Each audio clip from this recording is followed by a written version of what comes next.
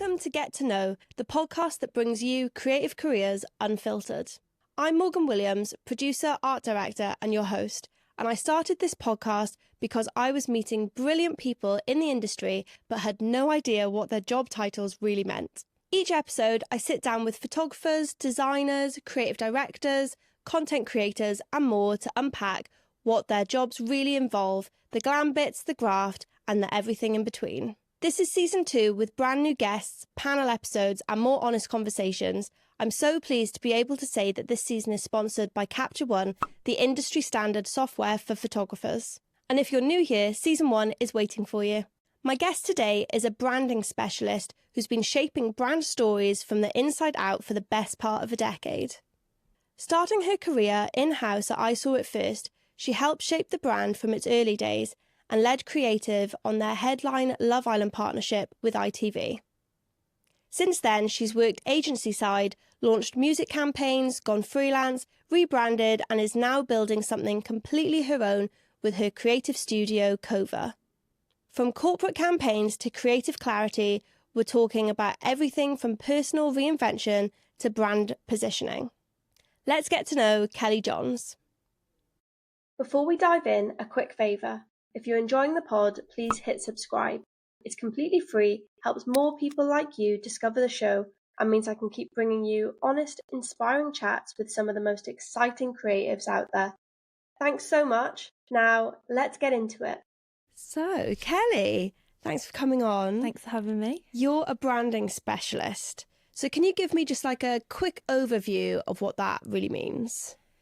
So I help brands, I work with large and medium and small size brands, and so I will help them with their branding identity, brand colours, fonts, content pillars, strategy, content shoots, website. So basically everything that they would so many need. things. Yeah, because brand is so broad. If someone asks you what is branding, it's not just one single thing. It's how you're visually across everything. So it's on every single touch point that a customer would feel, it has to be branded. So when I speak to clients or speak to people, they're like, oh, I didn't think of that. Oh, I didn't know that. And it does encompass pretty much everything. Yeah. So yeah, I'd say I usually start do from mood board, to full brand guidelines to content shoots, social, website, and it all kind of aligns and work with people doing that. Yeah, there's so many things involved, which we'll get into in a minute. Yeah. But I think if we take it back and talk about how you just got into branding or into the creative industry in the first place. So as a kid, were you really creative? Did you know this is kind of what you wanted to do? Yeah, as a kid, I was so bad. I would draw on the walls in the house. Honestly, it was really bad. My mum had to paint a wall white. So she was like, Kelly, this is your wall. The only wall you're allowed to draw on. So I was like, right, okay, I knew that was my wall. And I would always be singing, always be dancing, always just very high energy. And then I feel like being creative is just kind of who I am. My dad's really creative as well. And then, so I think from a really young age, I kind of knew I was going to be in some sort of creative field. Yeah. And then I went to college and did creative subjects. Went to university creative subjects. So yeah, I feel like that was always the route to go down. Yeah, you did fashion promotion, right? Yeah, at UCLan in Preston. Yeah, it was really good. What does fashion promotion cover altogether? So in the first year, you did a bit of everything. So you did styling, visual merchandising. Okay. You did product design. You understood how campaigns would be launched and things. And then when you get into the second year, it's a bit more of dedicated, brand focused brand extensions, what you could do for say Nike, and then how you'd elevate it and things like that. But with every project, you would have to do 3 sketchbooks, which were the research. And then you would have to design what the brand extension would look like, how that would show up on website, how that would show up on in store if they had shops. Press releases, you'd have to do the budget. So you'd literally have to do basically what brands would have a whole department yeah. team do, you'd have to do that as like your project as well. So like that was kind of like developed really good foundations for like Definitely. understanding every single area. Yeah. So yeah, it was really good. Yeah, that sounds like a really good foundation for what you're doing now. We had to physically make packaging as well. So Oh, like had okay. to physically make it. So like I remember going down into like the cutting room and like the laser cutting machine and getting it Yeah. all cut out, and we physically had to make it and have that as part of our stuff as well. So That's pretty even cool. that like physical side of making stuff really helps me now, especially doing packaging design, because sometimes if I want to see ratios and how things look, I'd have to print it out and Yeah, stuff. definitely. Yeah, it's good. No, that sounds like such a good foundation for it. Yeah. So when you left uni, what was in your mind? Where did you want to go career-wise? I really had no idea. In my head, I was just like, I just want to get a job. Like, I had that drive, and I was like, just get a job, get in the industry, know people, things like that. And at the time in Manchester, there were a lot of fashion brands starting out.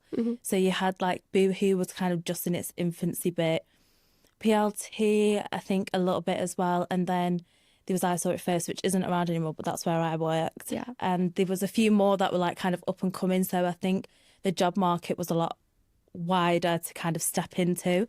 And I remember just like messaging loads and loads of people on LinkedIn. It was relentless, and emailing my portfolio and things like that.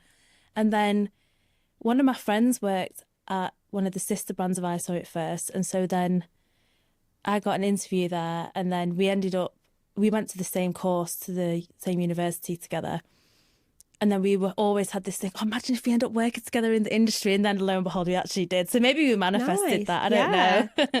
So then, I went to I Saw It First. And now looking at it, I had the title of a creative executive, and I don't really think I probably was at the time, because I was quite straight out of uni. And I think, it was just, they just gave me that title, and I was like, let's roll with it kind of thing. And then So what did you do in that title at that brand?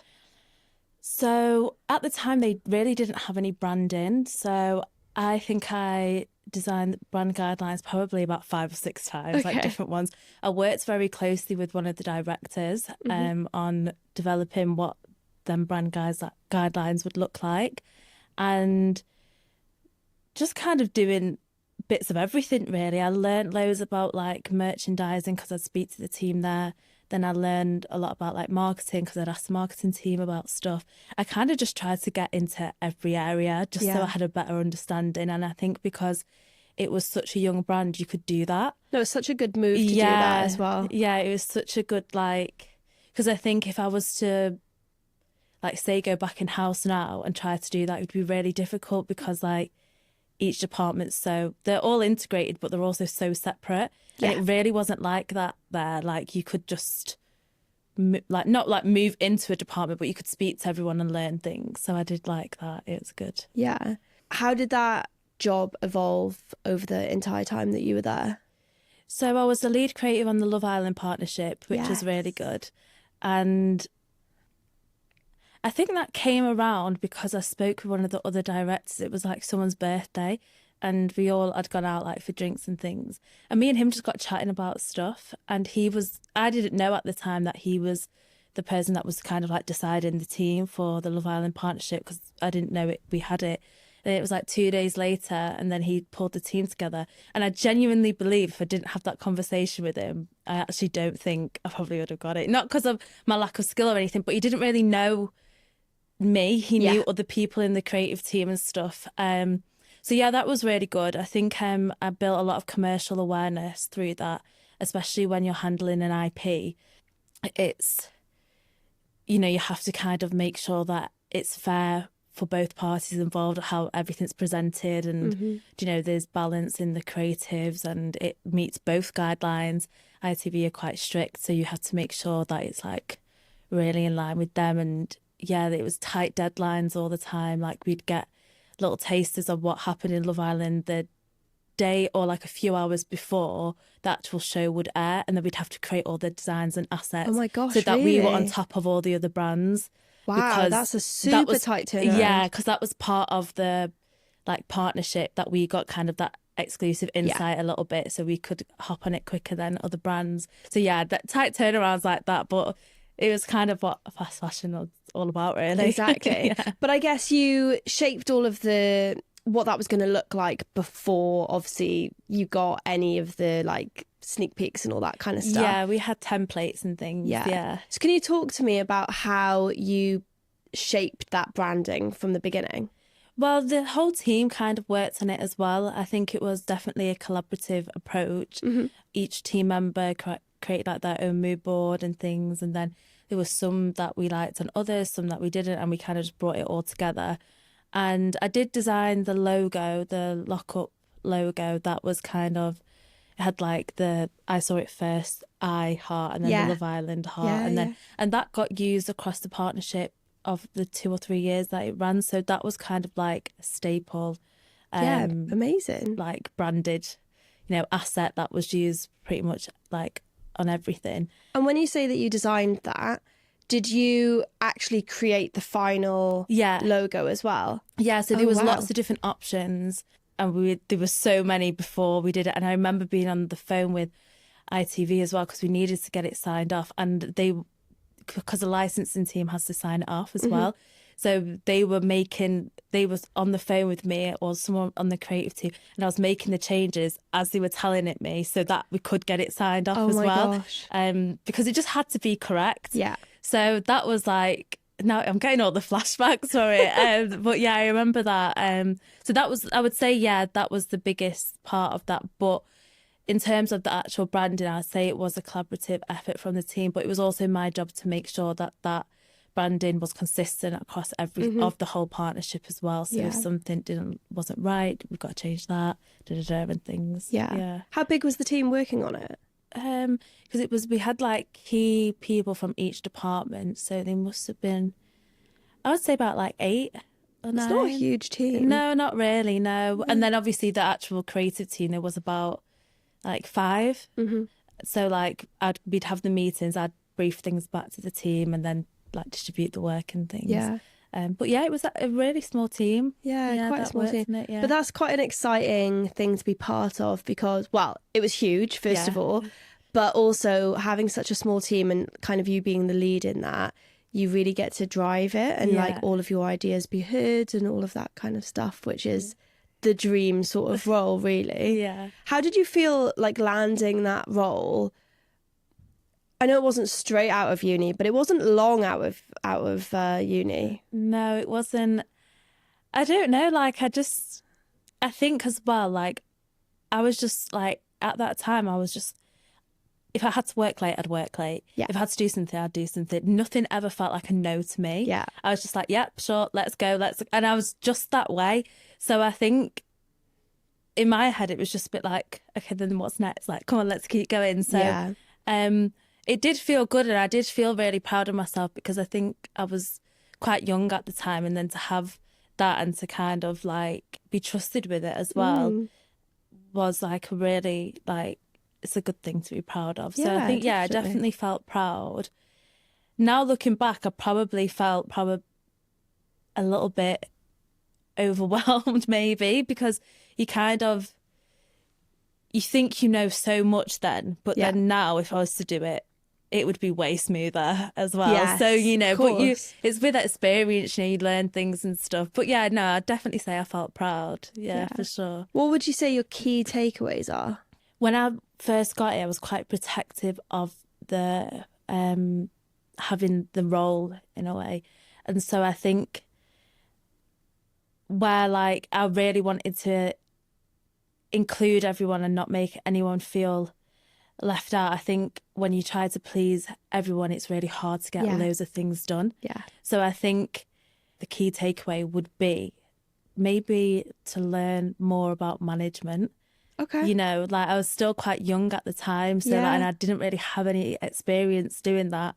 And so where you're trying to make everyone happy, oh, that idea is so good, that idea is so good. I think now, if something doesn't work, I'll just say, no, that doesn't work, do another option, because like it's not me being harsh or being mean, but it's like we need to get to the goal quicker Yeah. and it needs to look really, really good. Yeah. So, you know, and I think maybe, yeah, that would be the takeaway. Maybe try not to make everyone happy when there's like, you know, the bigger goal to reach, but not be mean or anything, but just, and their focus on management skills. Management is like a whole different thing in itself. Like, Yeah. And I don't think companies do enough really to like prepare you for, you know, that step up. No, I don't think they do. Because really in most companies, like the way you're going to progress really is to become a manager. Yeah.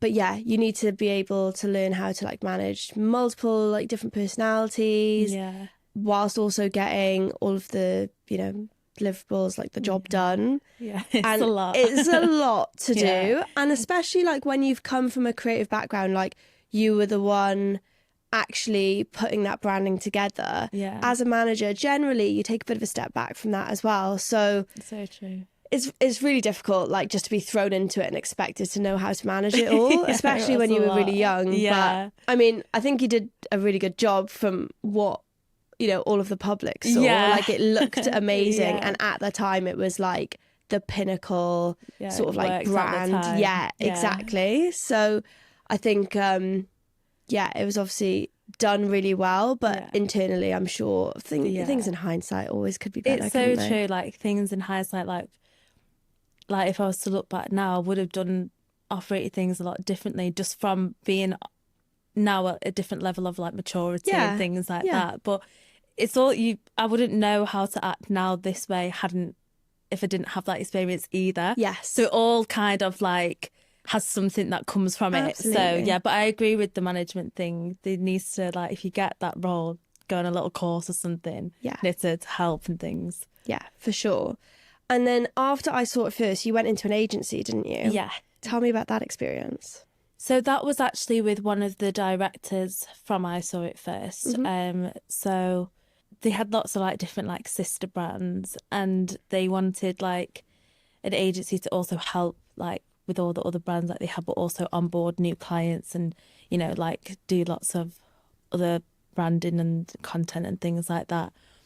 So it actually started just before lockdown. So everyone was in like the lockdown, and then the guy that I did it with, he was like, oh, let's just start it now. And so it was really difficult because like who sets up a business just at the beginning of when everyone's getting into lockdown? Yeah. Like I understand when people have set them up throughout lockdown because they've seen a need, but like an agency, that's quite difficult unless you've like specialised in social maybe. So yeah, that taught me a lot because where obviously I kind of like operate my own agency now, like there wasn't, with that agency anyway, we didn't really have a clear idea of what we were doing. We could just kind of do a bit of everything. So people would come to us, oh yeah, we could do that, yeah, we could do this, yeah, we could do that. And it was quite hard to promote and sell yourself when you kind of when you can do everything, you know, kind of thing. And there wasn't much of a specialism, but it taught me a lot because that's where I kind of probably stepped into them manager roles because I had to hire people. Yes, okay. Yeah, so I had to hire people, had to like lead a team. So yeah, that I probably stepped into that role a little bit more. It was fun as well because we could kind of just create anything there. Like we set up a record label, and then from that we got music artists and did like music videos. One was with Emily Sandé and things like that. So then it was just like random things like that would happen. I was like, oh, okay, great, let's do this then. So it wasn't maybe the most like conventional way that an agency would be set up, but it definitely was fun and taught me a lot. Yeah, it's quite nice having the like freedom to be able to just sort of do, in a sense, whatever you want. Yeah. But yeah, I think that's like obviously an exciting time. And was it just you and that director that kind of started that up? Yeah. And then there was a girl called Abby who did like PR, then a lady called Hayley that helped out with like client relations and things. Then we had this intern called Ellie, and then another girl called Nikki as well. And then we worked with another guy that had really strong relationships in music called John, and he would help us with music relations when we did the record label as well. So yeah, it was like, again, a small team, but quite like a close knit team, and like we even all decorated the office together. So it was like, that's right, this is the fun, budget, yeah. right? Let's go get all the stuff, and then kind of made it our own little space Yeah. and things, which was really nice. Yeah, no, it that was does good. sound quite nice. I feel like team culture definitely plays a massive role in the job itself. Massively. Like I'm still really good friends with Abby, and like we like meet up and stuff now. So like sometimes the friends or the people that you meet in the work environment actually do become your friends for life as well. Oh my gosh, yeah. Because you spend so much time with them. Yeah. And so it's really important that you are in a team that you like, or a working environment that makes you feel good. Yeah. Because if you don't, then you're not really liking much of your life. No, exactly, because you mean? spend so much time at work. Yeah. You need to enjoy it. Yeah, for sure. At least enjoy the people. Like you might just be there for like the money. We've all been there. But yeah, of course. like at least if the people are good, then that's great. Yeah, so yeah, for sure. it was a good team. Yeah. I'm so interested in like the music side of it. So were you building brands for music stars, or was it more music video production? So the director wanted to set up a record label. He's always wanted to do it. So we thought, let's do it. And then the agency can help with the branding and stuff like that. Yeah. So it's kind of, the record label's kind of like a client, so to say. Yeah. At the time, Emily Sandé was getting rid of her old management, I think, something like that, and wanted a new record label to release a song through. That the old record label didn't think the song would work because it was a completely different style and direction. What song was it? It was called More of You, and it featured a guy called Stone Boy. So we knew that information. So then basically put like this whole deck together of what like because we worked with a production company as well. So what the music video treatment would look like, then also all the additional marketing. So like we did merch, we did websites, we worked with an influencer agency to do a TikTok dance to go with the song. So like it had a bit of virality. Yeah. And then what else did we do? Did we do billboards? I can't remember. But we did kind of like a 360 marketing approach. So I had to pitch that to Emily's manager. So, and you were the one pitching that? Yeah, which was, now when I think about it, I was like, how did I do that? But I guess when you're in it though, you have to do it. So you just kind of get on with it. Yeah, I just had to get on with it. And it's so crazy, like for stuff like that, like I'll do the whole deck, but once I've done it, I don't look at it again. Oh, I don't look at it until I have to do it. Really? Yeah. How do you prepare? It's just in my head. Okay. Yeah.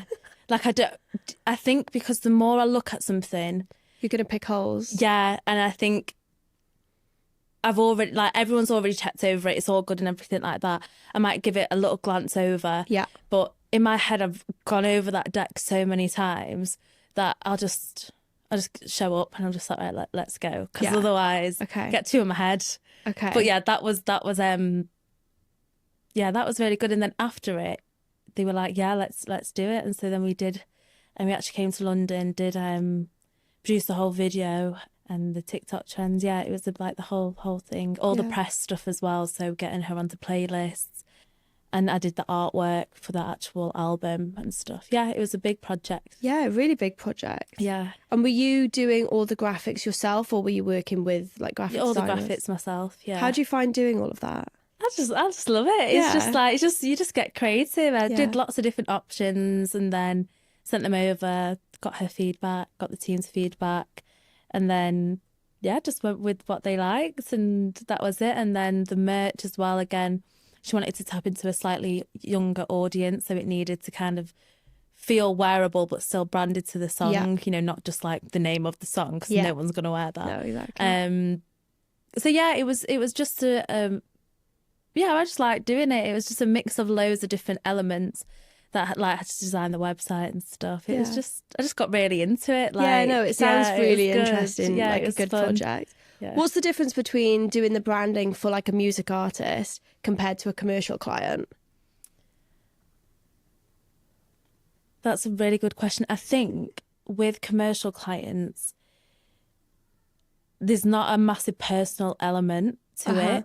So there's kind of like, you don't have to be so in someone else's head, because a commercial client will have the brand guidelines, or they'll have a certain customer in mind. So you Yes. know how to design towards that customer to get them to click on something, convert, XYZ. But when it's a music artist, I have to know so much about them and their personal style to make sure that I'm designing or catering something that's exactly right for them. Okay. And unless they're open and you have good conversations with them and stuff, you could go off like, say, their Instagram, but it's just way different. Like, you really need to be able to tap into their mind a little bit more so that, like, you're aligning with them better.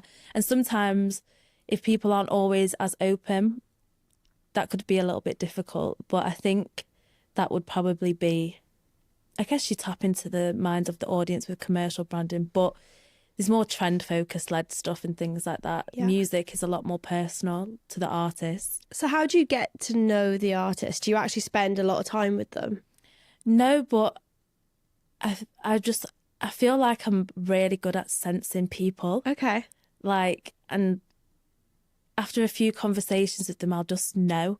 And I can't always explain how I know, but I just know. Mm-hmm. And that's it. Like, I just know, right, that will work, or Yeah. that's right, and that's it. And then I'll do it. They're like, that's exactly what I was thinking. I was like, I know, I just know. Like, I don't know what it is. Maybe I've got like a sixth sense or something, but I can just sometimes gauge it after like talking to someone for like 30 minutes or something. Like, and I guess it's also asking the right questions as well, maybe. Yeah. And yeah, just asking some of the right questions that might get them to open up a little bit more. Yeah. I think. Okay. I don't know, but yeah, sometimes I just know that will work, and that's it, and then we go with that. Where do you get like your inspirations from?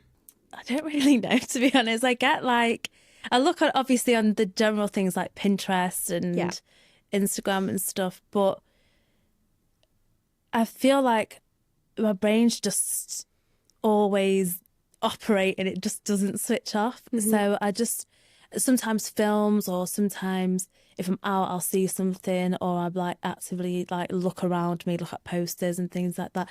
But if I get given a project, I could just read the brief and I could just have loads of ideas come off my head. Like that as well. Yeah, like I feel like it's just a creative default, isn't it, in our minds, that we see something and it's just like, well, you could do this and you could do this and you could do this and you could do that. So it's, and then you look for the inspiration to fulfill them ideas, if that makes sense. For sure. So I don't actually know where some of it comes from.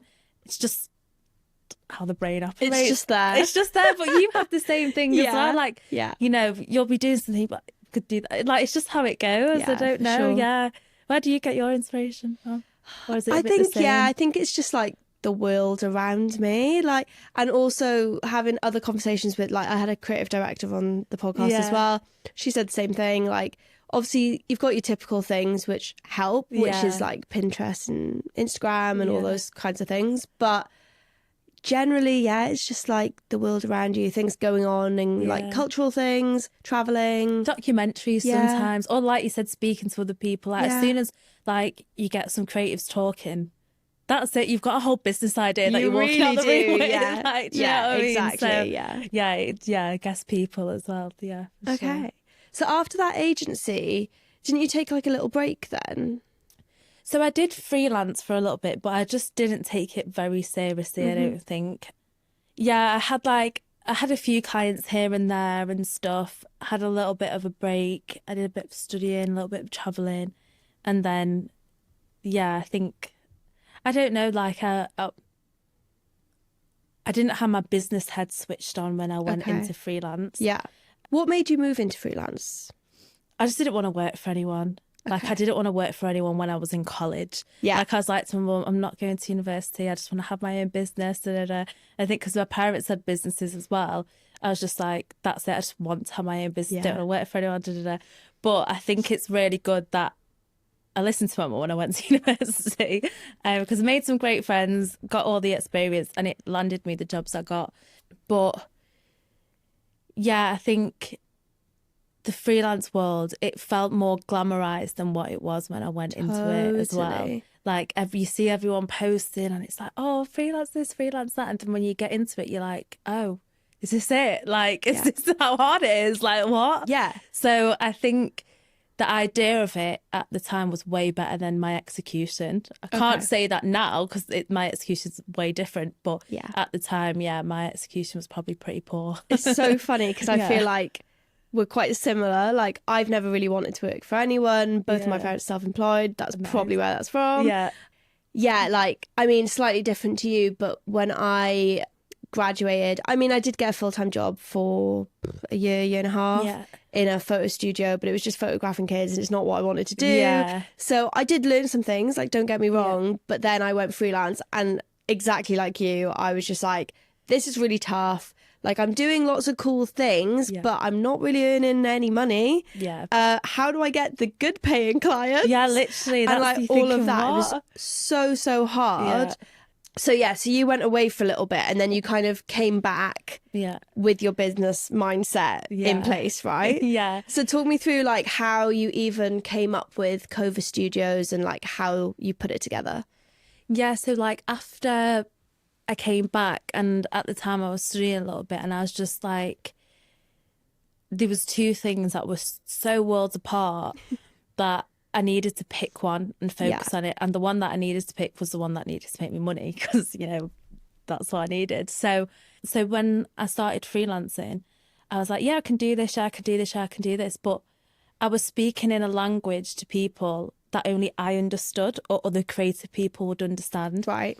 But clients that are coming to me might not know what content pillars are, might not know what a content shoot is, might understand a website, but doesn't know all the things that need to go into a website design. They might not even understand the word copy. Like, what is copy? Like, it's just the writing that goes on something. Why are you not just saying that then? Do you know what I mean? So 100%. I think my messaging, when I decided to focus and like do a rebrand and stuff, that was one of the big things that needed to change. And in doing that, it allowed me to become, one, really more confident in my services, and two, it gave me the ability to like understand where I wanted to direct my services to, so the audience, because before that, when I just jumped into the world of it, I was just like, well, I could work with any brand, you know, like kind of thing. So that really helped. And so then understanding that that was the big change that needed to happen, I thought, I should probably change my name. I should probably change this. And so I just decided just to do a bit of like a 360 really. And then, my name was Kelly John's Creative Studio, which was a bit long, and it also felt like it didn't have room to expand. It also was just very me. And so I thought, if I'm gonna like build something bigger or have something that has sub brands and things like that, it needs to be a different name. So that's how I came up with Cova, and that was like Kelly for the K. And like, I love like, do I love space? I like, like, I just like, well, I do love science, so I guess maybe like, okay, I love space. But like supernova and like, and that like means like expansion, growth, new beginnings, like it's like where stars like burst and things like that. And I thought, well, that's pretty fitting because I help a lot of brands with new beginnings and new stuff. And then I just merged it together, and Cova came. So that was kind of like the decisions when I decided to like focus and just be like, right, no, come on, let's make a change.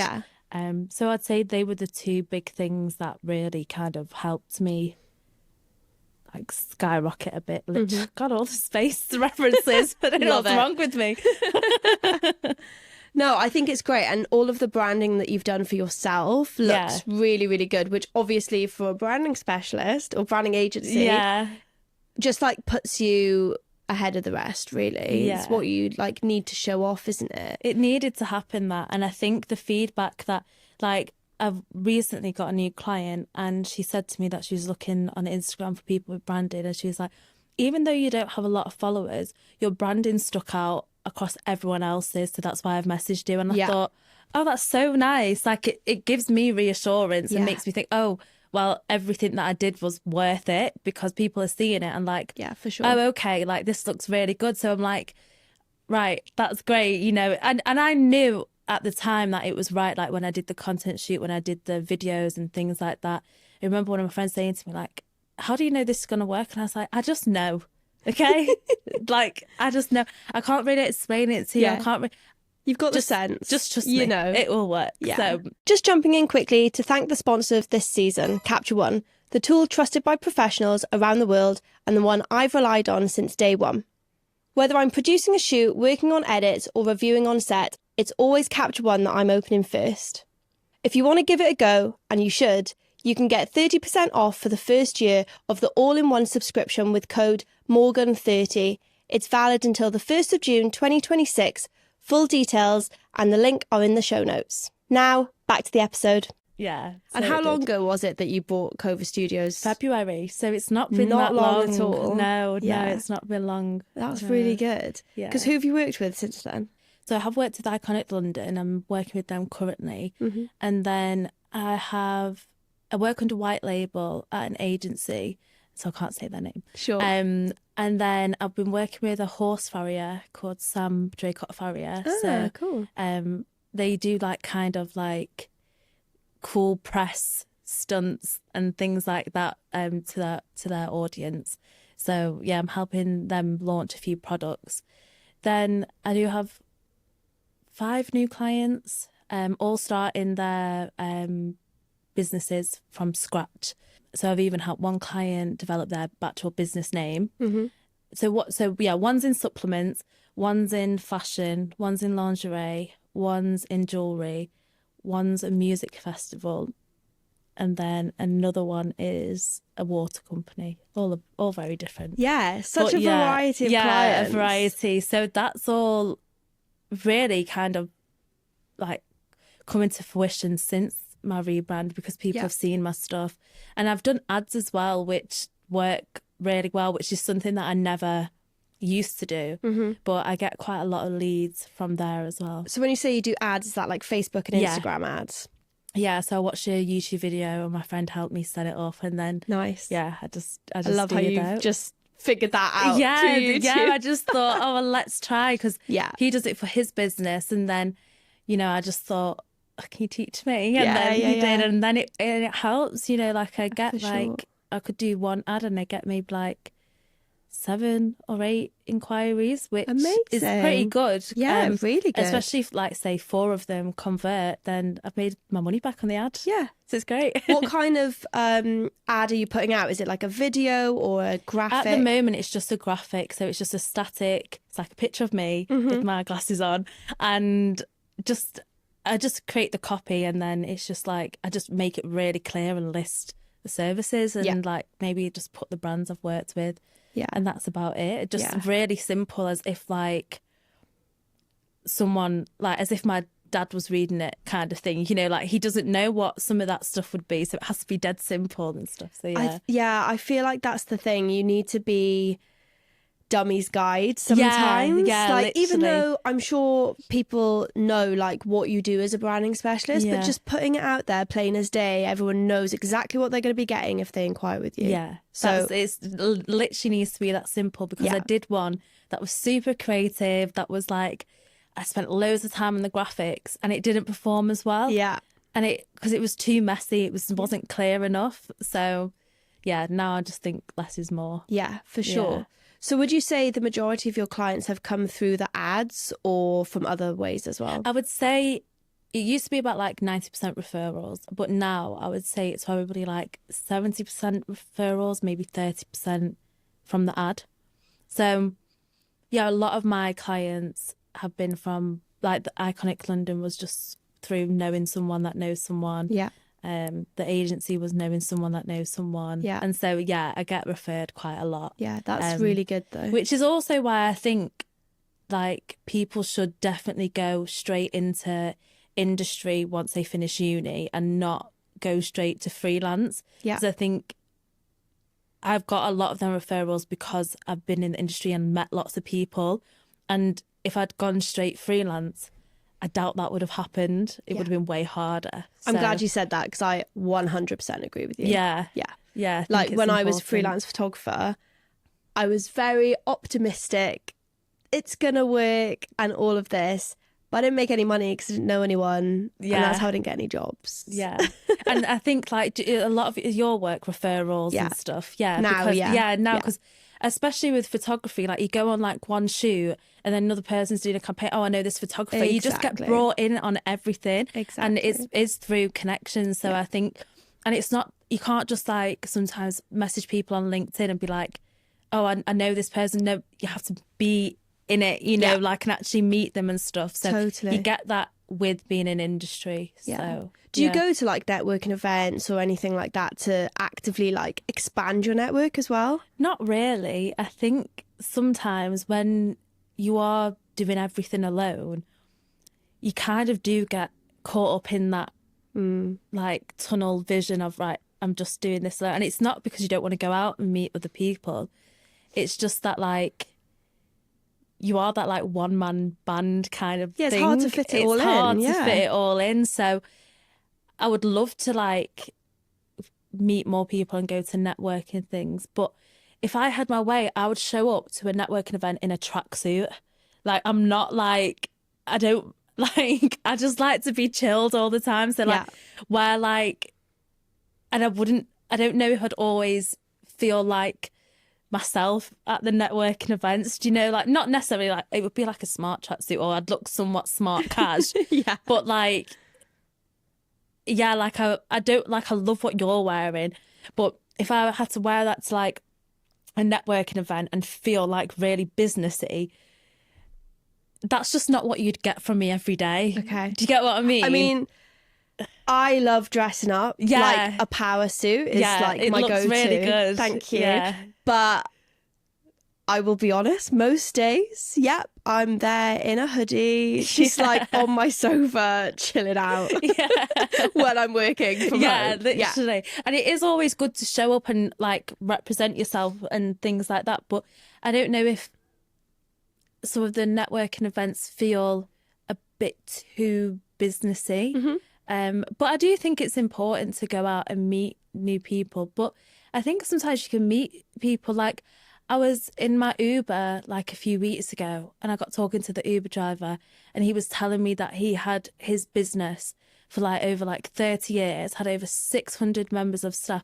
And I was asking him so many questions about business. I was like, so what should I know if I need to hire people? And he was giving me all the gems. Love that. So you can meet people anywhere as well if like you're open enough to chat to anyone, I guess. Yeah, true. Yeah. I'm not like that in an Uber. Really? I You're like, just if sit it's there. don't speak to me. Pretty much. But sometimes you get those Uber drivers that are just naturally really chatty and then you talk to it's them, mood don't you? dependent. Yes. Because don't worry, I've been there as well. Like, if it's in, please don't speak to me. I'm not in the mood. Yeah, exactly. Oh my gosh. What about like LinkedIn and like social media and stuff like that? Do you use that a lot to help get clients? I think with LinkedIn, I do it more as like just like branding of myself, you know, or kind of just to update people on like what I've been up to or like more the work like a I've community type thing. Yeah, and if like I did get a message on LinkedIn from a client, but that's because he like found me. Yeah. So I don't actually use LinkedIn to get clients, and then Instagram. Not really, because my ads kind of do that for me. Yeah. So I guess I use both platforms to kind of just push like content. I was trying to do TikTok as well, but it was too many platforms for me to manage. So I just thought really focus on like LinkedIn and Instagram, do them really well. Then maybe if you get some support, you can then focus on TikTok, because I just didn't want to stretch myself too thin. Yeah. And also wanted to give a good service to my clients, and can't be doing TikToks and not be doing their branding. So 100%. I just focused on them two areas, and they're working pretty well. My insights on my Instagram go up every week, so that's a plus. So definitely. It's not loads of followers, but I hopefully it'll get to that. I don't know when, but when I was just chatting with Jen, she was saying Instagram's just like a free portfolio, so make sure it's up to date, obviously. But I think it's great how you use it kind of like just a free portfolio, because you're not actively trying to search for clients and all that kind of stuff on there, but they'll find you if they're looking. kind of like what I say to clients, like your Instagram's like your shop front. It's nice Yeah. and polished. It Yeah. looks really good. Then your TikTok's like your personality. You know, don't have to be as polished on there and stuff. So yeah, you're right. It's like a free portfolio. Like you just put your best work on there. People see it, because that's how people message me, and they're like, oh, I've looked through your Instagram. I can see that you can help me with X, Y, and Z. So it's like, you don't have to be dead salesy. Like, this is what I offer. This is what I do. You're just showcasing physically what like you do. And I think that just speaks for itself really then. Yeah, for sure. Yeah. And I think on your LinkedIn, it's like you're building a personal brand for yourself as well. Yeah. Do you think that's really important for creatives to do these days? I think so, especially when you're so client facing that people want to know more about the person that's behind the brand as well. Yeah. Like they want to know that they can feel like they can relate to you, or like, you know, if you're just constantly posting and there's no face, or there's, you know, it can feel a bit like just there's not much like momentum, or there's not much like connection there, and it can feel a bit static. You know, it's just post after post and no face. Yeah. So I think, yeah, it is important, but I also understand the blocks that people have when doing it as well. Do you know, like we see all of this stuff around like personal branding and that, like, just do it, just put the camera there, just film and da da da da. And I get that, but that still doesn't take the like that imposter syndrome possibly away, or you could at least develop that. So I think if you are going to be someone that's going to do personal branding, just do it when it feels right, because it's never going to really go out of date. You know, people always want to see the person. So once you know to do it when it feels right, it will feel way more aligned than just doing it because you see about 10 billion people on TikTok saying, just start. Like, I really hate that advice. Like, I don't mind it because I think sometimes it's necessary, but starting to then do it for 2 weeks and then just not because you don't know what to do anymore. You may as well like spend 2 months building up some confidence, figuring out what you want to talk about, what you're happy about sharing, what you're not happy about sharing, and like start building up the mindset behind that first and then do it. Like that's clearly I'm very passionate about that, but that's my personal like opinion on it, because otherwise you just can't keep it up because the imposter syndrome kind of creeps in. It's funny because I'm like nodding away, agreeing with what you're saying, but I think for my own personal brand, I didn't go out there first of all being like, I need to build my personal brand. I was just like, just want to be a bit more present on LinkedIn, get to know some more people, and then it's kind of evolved, and now it's like, oh, what I was actually doing was building my personal brand. So I think when you do it in like a really authentic way as well, that's quite nice. But I do agree with what you're saying. You need to put in the work to figure out what it is that you want to share. Like, what's your message? Because otherwise it's boring and no one's really going to be interested. Yeah, I think so. And also, how are you going to share it? Yeah. Like, I find it really hard talking directly to camera. So if you need to take some time to, you know, build up that confidence, like you were saying, do that. You don't have to do that from the off. You know, you can kind of introduce that later down the line. Yeah, I think as well, if you're doing stuff that's like behind the scenes and you just taking pictures of that, or like even just like a selfie. Yeah, I love a behind the scenes as well. I sometimes prefer that than video stuff because I like, you know, seeing everything. But also like your personal brand stuff, like how you done it organically.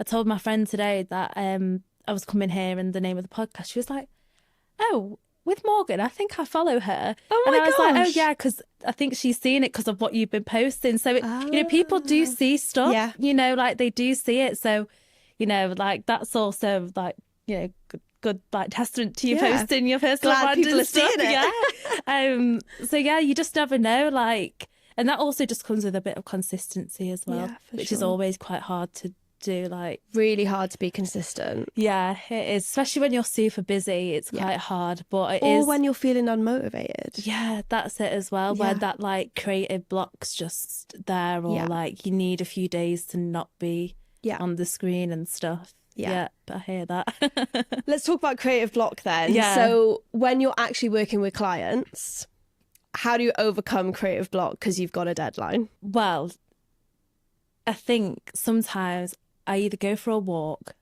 Yeah, I just have I to do like, love a walk. yeah, That is I a love mind a walk. clearer. Yeah, it is. And Yeah. I just like, I put my phone on Do Not Disturb because there's a park behind my house and it's like, you can walk around it in half an hour. So I'm like, half an hour, no interruptions. And I'll tell the client or whoever, I'm going for a walk and then I'll come back and get my head into this. And usually everyone's fine with that. In fact, sometimes they're like, oh, I should probably go for a walk too. I was like, yeah, maybe. Like, we should all just go for a walk, okay? Everyone should definitely walk more. yeah, literally, everyone should walk more. So I definitely do that. And then if, for example, the deadline's the next day, I will probably close my laptop the day before. I'll have a bath, I'll wash my hair, maybe put some tan on, and just have a night where I'm not thinking about it, because then the next day, give me 4 hours, everything's getting done, and I just get in the zone, I get it all done. Yeah. And I think that, one, comes with experience. 2, I don't actually think it's unorganisation. I think when you are super busy and you're wearing so many different hats, because in one day I could be focusing on something and I've got 5 different clients messaging me wanting 5 different things, all, and sometimes they're just offloading, you know, they're just sharing their ideas, which is completely fine, but it does take you out of moments where you need that focus. So sometimes that level of urgency of a deadline really helps me like lock in and be like, right, 4 hours. So yeah, creative block, I would just go for a walk, get a bath, stuff like that. And then, because I know that deadline's there, the block goes because I have to do it, you know. So I think there's some of the things. I feel like they're kind of generic stuff though, really, but it does help. All things that like people don't think about, and everyone's worrying about how to get over it. But yeah, it's nice that they are normal things, because everyone can do that. Yeah, and I think sometimes calling up like a creative friend, or like airing an idea out, or something or like just that. Or just like sometimes I'll speak to my mum and dad and I'll just be offloading and they're trying to give solutions and I'm like, guys, I don't want solutions right now. I just want a listening Just ear. want someone to listen. Yeah, that's it. And they're like, all right, okay, do you want a cup of tea? I'm like, yeah, thanks. Even though they don't make me my cups of teas because I'm very particular with my tea. But yeah, have you ever tried biscuit tea? I'm not a tea gal. How are you not? No. Oh, okay, fair. But yeah, so they're just really normal things, like creative block stuff. I think it's normal, and I think, you know, you can't even though you're working with clients and stuff, you can't be creative 24/7. Like, no, definitely not. It's impossible. But I also think the creative mind is 24/7 at the same time as well. Yes. So it is really learning techniques to detach so you can be present in other things as well. And I think sometimes that can be really hard, especially when you're running your own business, or especially if you're starting out freelancing or things like that. You know, you're in that mode of, I just want to get everything done. A client's asked for this, right, I'm going to do it because I don't want them to be upset, But I think you have to set some boundaries as well, so that you don't get creative block with a client because you're building up resentment because they're constantly asking you for things and you've not built a boundary. And I think that's something that can create massive creative block, which I've had before in the past with a client. They've been asking me about loads of stuff, and with asking me so much because they're unsure, it's impacted me doing the work. So then I've got creative block. Yeah. You know, so it's a mixture of knowing things, how to avoid getting it, and then when you do get it, these are the things that I could do as well. Yeah. If that makes sense. Yeah, that definitely makes sense. And I think the point about do not disturb was a really good point, because I never put my phone on do not disturb, apart from when I'm recording this podcast. But like, that is literally the only time I put my phone on do not disturb. So like, I'm always interrupted with new notification, new email, blah, blah. Yeah. But I think, I don't know, I always find it quite exciting. But then if you really do have a deadline and you need to knuckle down and get it done, and for whatever reason you were procrastinating about it, turn your phone on do not disturb and just get it done. Just get it done. Yeah. Like, I have to always be watching something when I'm designing. Okay. Like, I go through series in a day. Oh, yeah. Like, it's really, really bad. But if I listen to music, I get too distracted.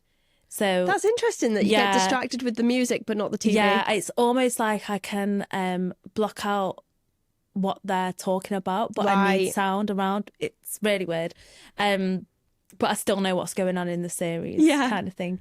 But yeah, I just always need to have something on when I'm designing. I can't really work in silence. So I think it's also like, if I've got creative block, I know the things around me that I need to have to get me out of it, you know, so I can get into things as well. Yeah, for sure. It's different for everyone. It is. Yeah, it is different for everyone. Yeah. Well, everyone's unique, aren't they? Yeah, but it does happen. Just got to embrace it sometimes. And just be like, I've got it. And I've done it before where I've actually told a client or clients, oh, I can't work today. I'll get everything over to you the next day, just because I physically can't do the work. I'm just like, I am not in any work mode today.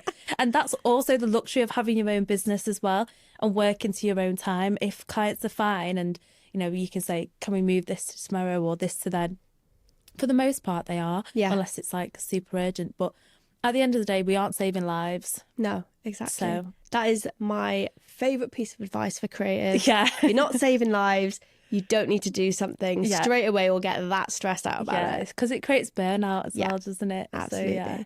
So that kind of leads me on to my next question, actually, which was how do you like manage your time with your clients? I'm guessing it's not a day rate. You don't have to turn up 9 to 5 with someone or anything like that. You just bring on a project and kind of work to a end deadline. So it's different for different clients. So like, for example, with Iconic London, I do 3 days a week at the moment. Okay. So it's quite a lot of work. Yeah. And what is it that you're doing with them? Is it for like a specific brand? So it's all product? the graphics and stuff. So like the first one was for the Bronze and Elixir. And they'd already done the shoot and stuff like that for some of it. And they were getting a full-time graphic designer in, but she was finishing off her contract somewhere else, had a month's notice period. So they just need someone to like fill in for the time being, but they've kept me on as well. Now the full-time graphic designers come in because she still needs support on like normal emails, social things and stuff. So I just kind of work on anything they give me, really. And is that like graphics for ads and website and that sort of thing? Social, email. Okay. I've not done really. Oh no, I have done a few banners. But yeah, pretty much anything that they need graphics for across like all marketing touch points. Yeah. Yeah. So that's on my day rate, three days a week. Because it's better to manage it like that. But then the project-based stuff, so the new clients that I've got are all on a project-based fee as well. So that's like the branding packages. And the agency that I'm under, White Label, I do 1 day a week for them. Okay. That's on a day rate. So yeah, it's all really different, and it's just dependent on the client. And then with my project-based stuff, I have like different payment installments and things like that. So like people can be flexible. So pay up front, really, you get 10% off. You can pay in 2 or pay in 3. Yeah. So like, you know, it's got a bit more to it. So like, because sometimes people get the biggest brand package, but they might not be able to pay in full. So the 3 installments works great for them. And 3 of the new clients have picked that. So like, it does little things like that really help get people across the line. Totally. Where I didn't have stuff like that when I first started out. It was like 50% up front, 50% after. That was it. Yeah. And so like when I think now where I've really refined my packages and messaging and things like that, that's helped with I guess, people actually coming on board. Yeah. But then in terms of managing all of that in time, I work in the evenings a lot, like a lot. Yeah. Especially at the moment because of the Iconic stuff. And yeah, I work on the weekends as well. Yeah. Like it actually doesn't stop, but I don't feel any type of way about it because I like it all. Like and also I'm very big on like, I'll do what I say. So if I said to someone, right, I'm going to do that, I'm going to do it. Yeah. if that means working on the weekends or if that means working late in the evenings, then that's just kind of it. But I think where I get brought into like big clients like Iconic, or when I was at Misguided, it was a similar thing. It was 3 days a week. Sometimes they only last for like 1 to 2 months or 2 to 3 months, and then they're like, okay, we don't need you anymore. I'm like, no problem. And so then my time is way different and organised way differently. So I wouldn't have I wouldn't be working in the evenings as much, you know, but at the moment it's all the time. But you're going to go through those peaks and troughs though, aren't you? That's it. But I've started using Trello. I've heard really good things about Trello, but never used it. Yeah, just to kind of organise lists for all the clients and kind of what they need and stuff. And then I've got the productivity method book. Oh, do you? Yeah, do you find it good? Do you know what? Yeah, like it helps me like plan my day a little bit better and like tick things off and stuff. So I'm trying to get a few systems in place. I was thinking about getting their Notion version. Oh yeah, I've seen that. I did like Notion, but it was all a bit too all over for me. I use it a lot. Oh, okay. But I don't know if I love it. Okay, yeah. I kind of want something like someone needs to create something where it's got like you could have like your social feed in there that links with like your calendar. That would be so good. You know, as well as then like you could like schedule things in there, but then you could do all your to-do lists. So you could, you know, like where it's literally everything all in one. I feel like what makes it hard is that you've got Notion, then you might have a scheduling app, or then you might have this, and then it's all the subscriptions. Yeah, all the subscriptions. It's everywhere. So I did try Notion, but I might have to give it another little try and see what it's about. Yeah, I'll show you how I use it, because I don't think I probably use it in the best way, but it Is that works what for you me do right now. For time management then? Yeah, like I've got my to-do list on there. I've got like all of the planning for the podcast on there, and like that's where I keep all the notes and try to do all the time management. Don't necessarily keep it up to date. And then all of my like content planning I do on there as well. That's pretty much all I use it for. It feels like another job having to update it sometimes. Yeah. And that's why I like a written to-do list. Yeah, but like it feels a bit more right, okay. But when you have to go in and keep doing it. But I think if you ever want to expand and stuff or bring people in, like, you know, when the podcast grows, you'll have more of a team and things.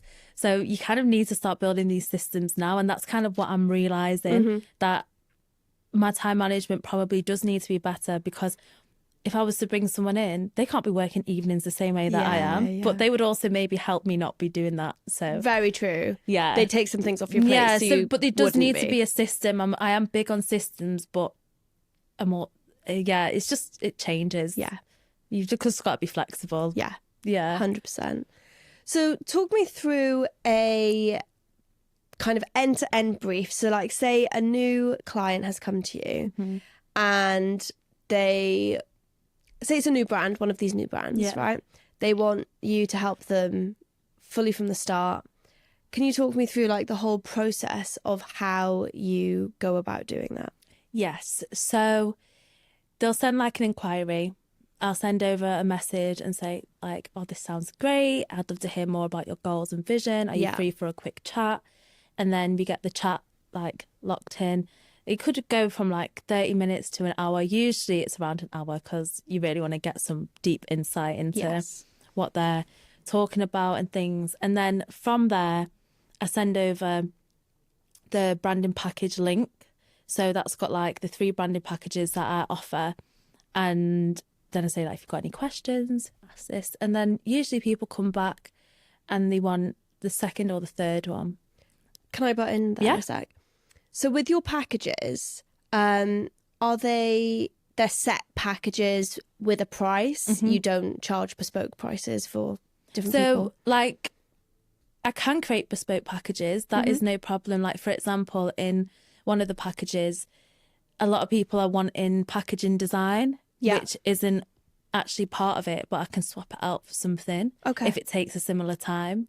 So that's no problem. Like, and I'm finding a lot more people are wanting packaging design. So I actually think I'm going to switch the landing page part into packaging design, because it's what people want and that's what I'm getting more feedback on. So I may as well do that. So I'm pretty flexible and open to like if someone says, well, I don't really feel I need that, and I could suggest something else. The price doesn't change though, but the scope of work can, if it applies in terms of what I know the time output would be. So basically you've set your pricing on the kind of time scale for the scope of work. Somewhat, and then you can kind of swap things in and out depending on what they need. Pretty much. Got you. Yeah. Okay. I think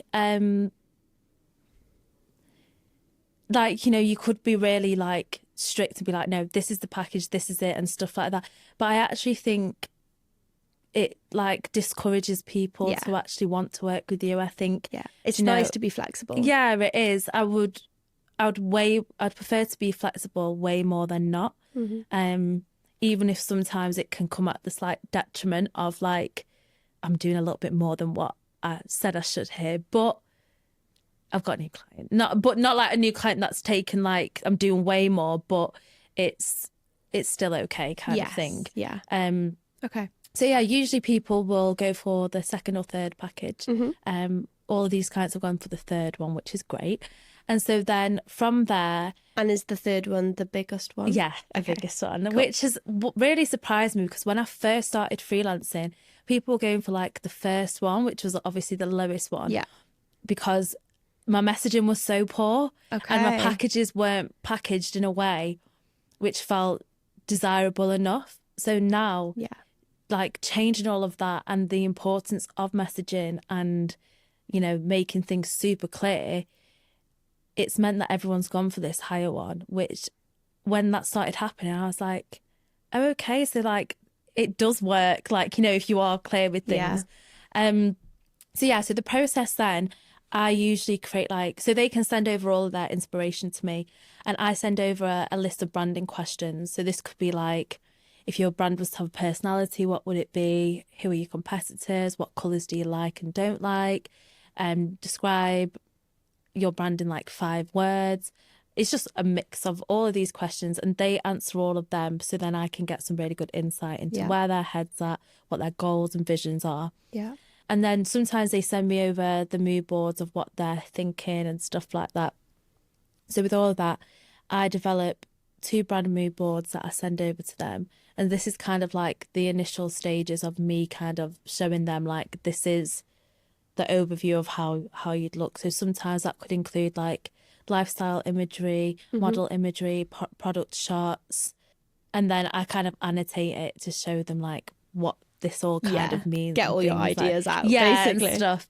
And so then we'll talk through that and then I'll develop a logo suite as well. So again, I'll do like a logo mood board, what that looks like. And I develop 3 different logos. Okay. And so with all the logos, you get like the core logo and then an icon.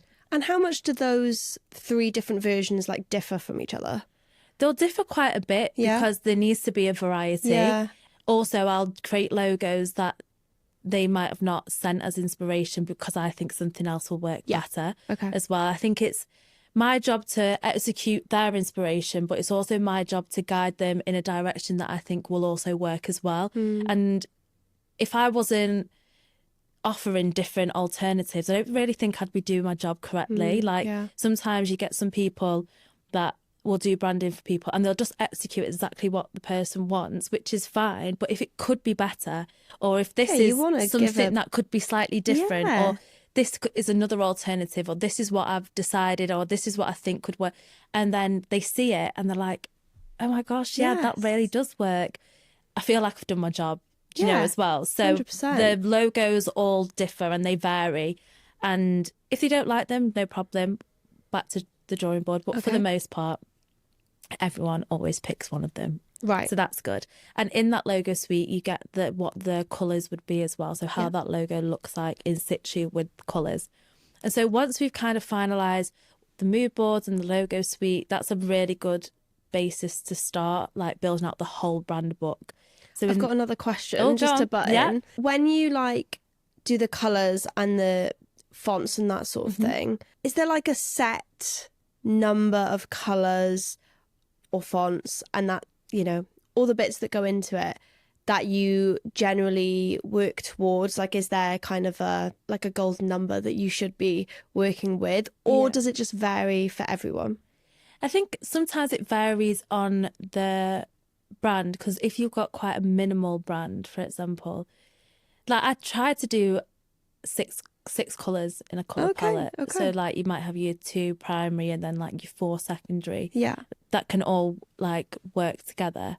But then sometimes minimal brands might only have, let's say, black or white and then an off-white and a grey. Yeah. You know, because you don't want to use a lot, because they might be more focused on imagery rather than colours. Right. So like for example, one client that I've recently done their brand book for, basically it doesn't work as like your standard colour palette, so it doesn't operate with primary and secondary. The colours are going to just be used where it works, basically. So if I was designing a graphic and the imagery was really good and the green went with that imagery, we'd use the green there. Yeah. But the green might not necessarily be the primary colour, but it works well because some of the feed, it's got pops of green, and so we're going to use that. But then maybe the off-white might work for, so it kind of has, you're still using the brand colours, but it's a lot more flexible. Yeah. And no, I quite like that, and it makes it more fun as well for the customer. Yeah. And I think where the branding's so strong in terms of like you'll be able to tell what brand it is because of the imagery. Mm-hmm. You don't, the heavy graphics and the colours aren't always necessary as well. Yeah. So it really does depend on the brand and the style of the brand and the offering and the product that they have too. Okay. Yeah, but I would say probably 6 colours, and then fonts. Again, vary. Sometimes I try to always do like 2 sets of heading fonts and then 2 sets of sub fonts as well, and then like a bit like maybe 1 body font.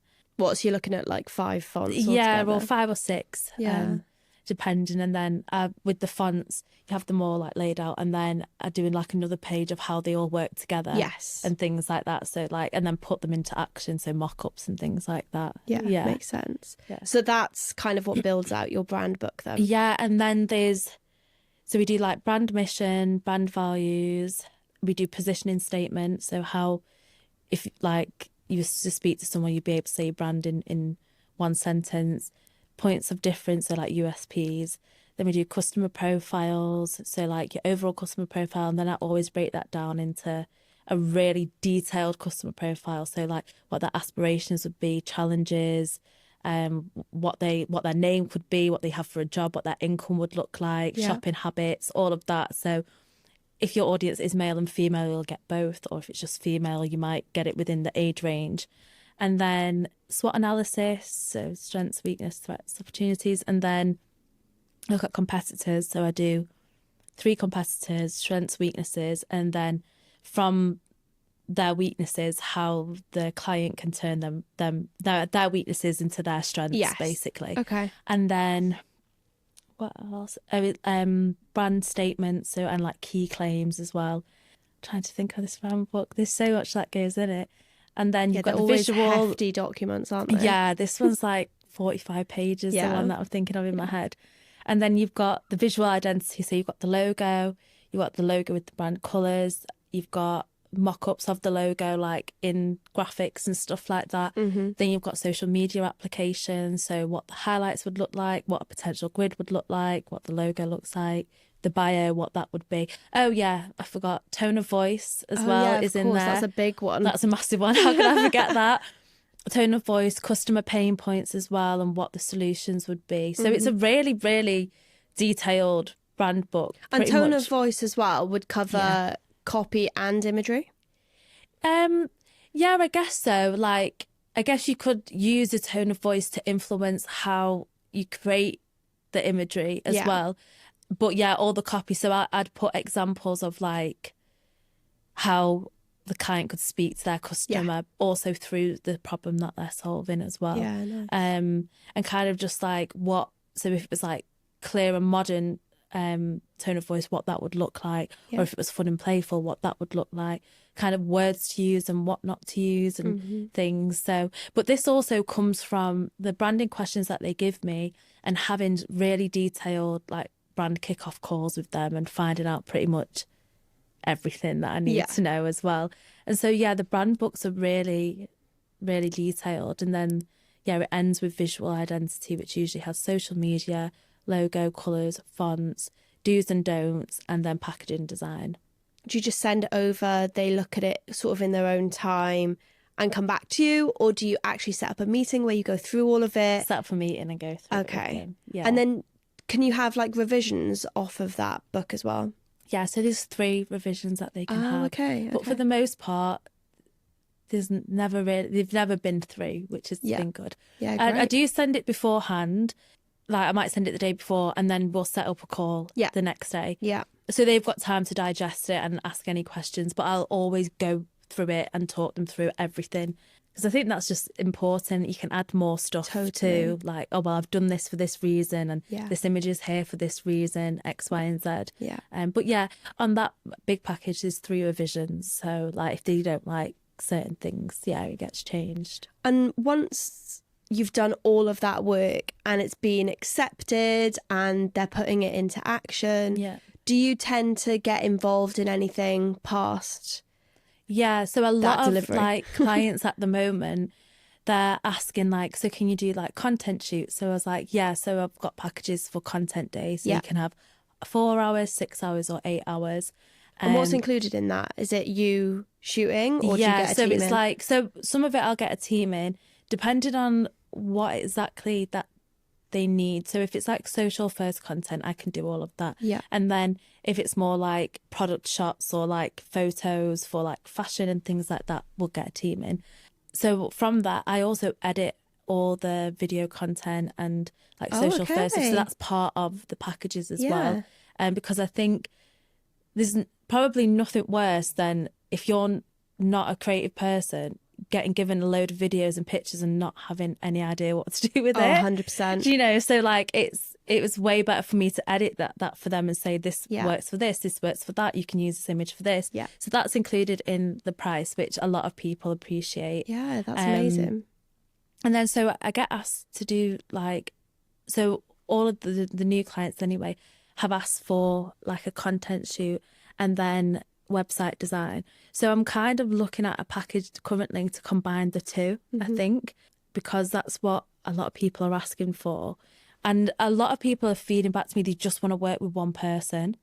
So it's in my interest, obviously, that they just want to work with one person, but I also need to make sure that I can facilitate all the things that they need. Yeah. So definitely content shoot on website. I can support them with social. So I do think maybe in the next probably like 3 to 4 months, I would like to bring someone in to like support with social as well. And by social, do you mean like the social media management side of things? Yeah, because social media, I've done social media management for clients before, but it's so time consuming. It's a whole job, it's like, really by itself. like time consuming. So if I could work or have someone within the team that could help with that. But then, like, we've already got this massive bank of content. We've got all of these ideas, but it's just the time side of it. And then, you know, I guess also clients it would feel nice that they've got a bit more people working on their brand and stuff like that. So I think that's where I'd definitely bring some people in. But in terms of having the work after, I would say, a lot of it will be that way. That's kind of cool. What's going that way. Yeah, it's nice that it carries on. Yeah, it is. And I feel like it's so nice to be part of someone's vision from the very, very beginning all the way to the end. And I actually really get to know the people as well and the clients and like, you know them more on a personal level. And that's really nice as well. And they get to know me too. You know, like sometimes I'll be on a call with a client and we're talking about nothing that's work related or anything about this brand book. We'll be talking for half an hour about something so random. And I'm like, shall we get into it? Like, yeah, come on, let's go. But like, that's all part of it. And I think that's another reason why they want to keep working maybe with me, because they feel that they can talk to me about whatever, which is nice. Yeah, definitely. I like that. It's good. No, that's really, really good. I'm gutted because we're running out of time. Okay, I'm a big yapper, I'm sorry. No, it's absolutely fine. I've been loving the conversation. But I really want to talk about Cova Club because I know that this is something that you're bringing to us. So tell me what it is. Okay, so it's going to be monthly events for women. And basically, a bit like what you mentioned before about the networking, networking events felt too business and a bit serious for me. And then I love like wellness and like that kind of disconnect and just like chilling, things like that. So it's like how to bring both of these together. So for example, like the first event's going to be around how to understand your menstrual cycle so you can show up in business better. Oh, I think, that's a really interesting one. A lot of women are struggling with things like PCOS, endometriosis, or just general pain in the workplace when they're on their periods and stuff. So working with like a naturopath to talk about how you could have certain foods to help you like not have these cramps, you know, all of that kind of stuff. Because I think we get really overwhelmed on like TikTok and stuff with all of this health information. So kind of having specialists or experts at the events to talk about these topics, but then also combine that with business. So like knowing that these are the foods you should eat, is this how you take stuff into work, and like reducing sugar, all that. And just kind of this combination of wellness and business brought together. That's kind of... And bringing people together. And bringing people together to like connect and to chat and to ask questions and things. Yeah, I love that. I think monthly events seem like the best format. And where are they going to take place? Manchester so far. Yeah. I'd love to expand it and it grow, but because the first event's not gone live yet, it's still a little bit of work in progress. Yeah. I'd like to see what the attraction's 100%. Like in Manchester, and then if it expands and grows, then London, different places and stuff. But that's kind of the overarching what Cova Club is anyway. Yeah, no, I love that. And I love your approach to it, where it's a bit of a different spin, but it's useful information to help women in I'd the like workplace. People to leave and feel like they've learnt something, or like they can share it with a friend. And it doesn't have to be the business side of it. It could be the wellness side, or it could be the business side, or whatever you take. It's like your personal journey, personal vibe. You just pick what works for you. Yeah, brilliant. Yeah. And now I've got the listener round. Okay. So this is just some questions that some of my listeners have sent in. Okay, cool. For someone starting a brand but not knowing where to start, and maybe without the budgets to get someone in to do it for them, what are like the main factors that they should start with?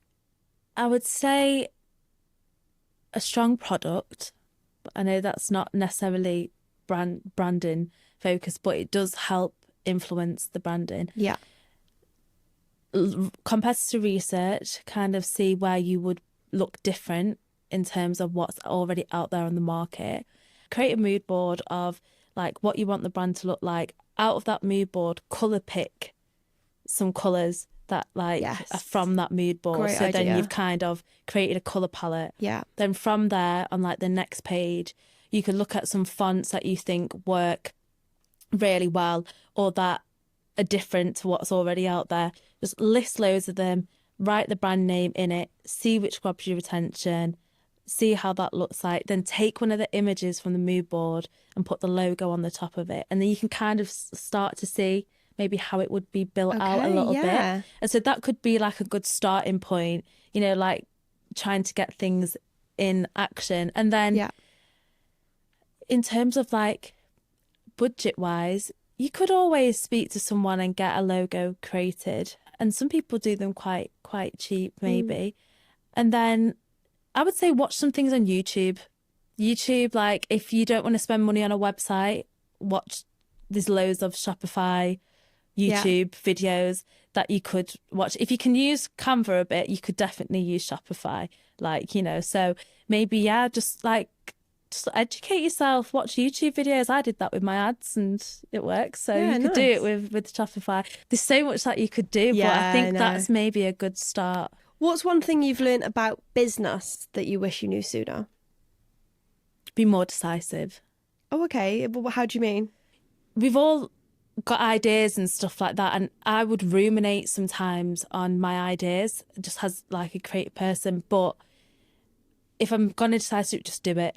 Like I'm not like, so now if I'm like, I'll do that later, I just do it now. Yeah.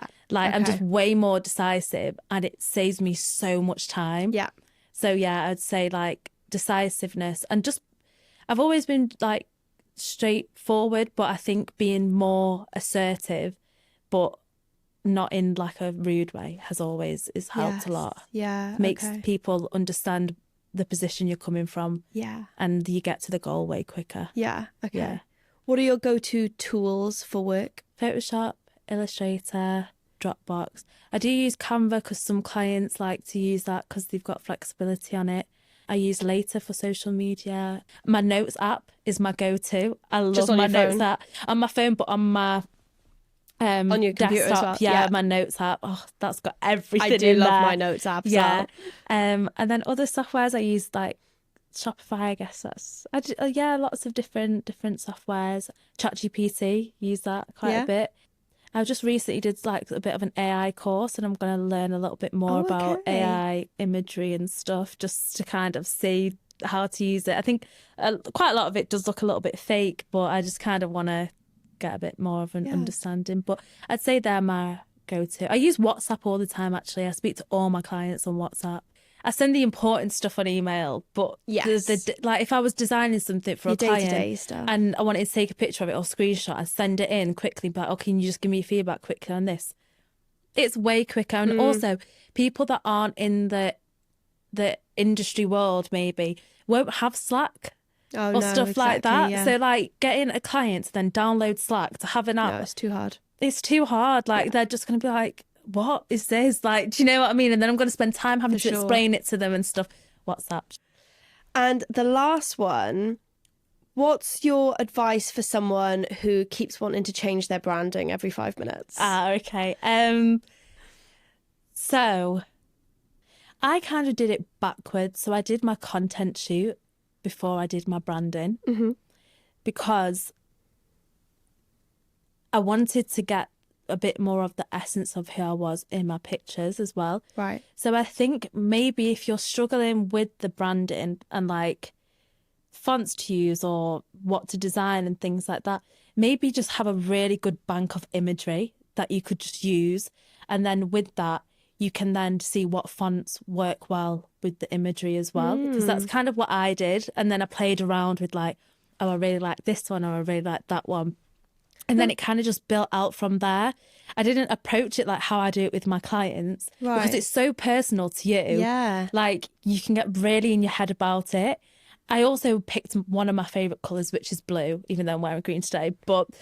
And I think that really helps take away from having graphics heavy stuff. If that's something that keeps changing for you, it's a really strong bank of content and like reels and video and stuff. And then you have to ask yourself why you keep changing it. Maybe like, what is it that you don't like? Like, because what I didn't like about mine is that it didn't feel purposeful. So I felt like I was creating content for the sake of it. Yeah. And so when I was doing that, I was just kind of being a bit like, oh, well, that will do. Or that will do. Okay. So I think it's understanding like, right, so if I'm going to do this branding, what am I going to put out there and how am I going to present this branding? Yeah. So that's also what really helped me, because then I was able to kind of create content that sat well within them graphics. So for example, like I'm doing this post and it's hot takes, but it's like a box and I've like put the thing on it and you can open it like cool. like, so it's like what the hot take is or something like that. But that works because it aligns with other stuff. So like your stuff could be like, like one of the cameras and you've got some of the pictures that you've taken from your content shoot in it, like flipping or stuff like that. Yeah. So it's understanding why you don't like what you're doing. And if it doesn't feel purposeful, understanding what you want to share with someone. Like I knew I wanted to do the founder content. I knew I wanted to do a content shoot where I still had a tracksuit on, but I also had a blazer on as well.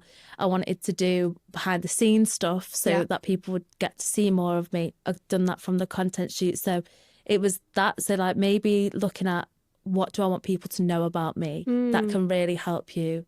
No, I think that's a really good way to look at it, actually, because I think for someone like me, I'm very good with visuals and I'm less good with words.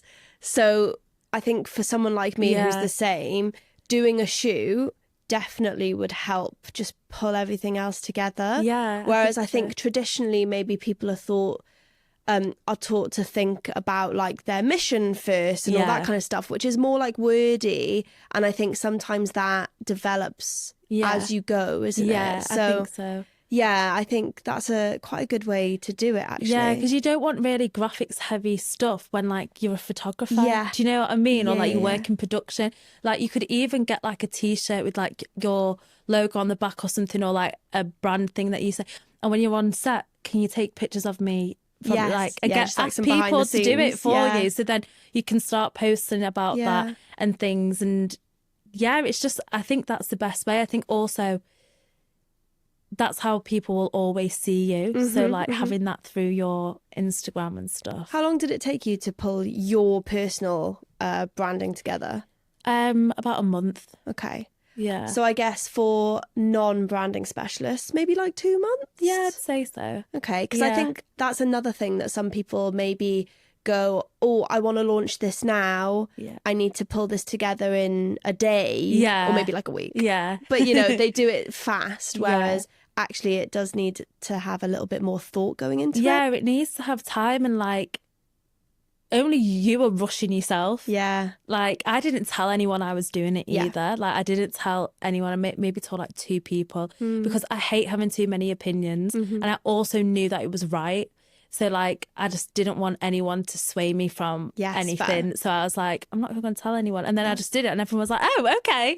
And I was like, yeah, because I knew it was right and stuff. So I think sometimes there's that as well. So like if you was to do your rebrand, or if anyone was, sometimes not telling anyone is actually the best thing as well, because then you can really just lock in, be like, right, I'm going to do this. And then you just show up and you're like, oh, okay, cool. Yeah. You know, I would say as well, do it with a friend that knows your angles and socials. Because I did my content for photography. Yeah, with one of my best friends.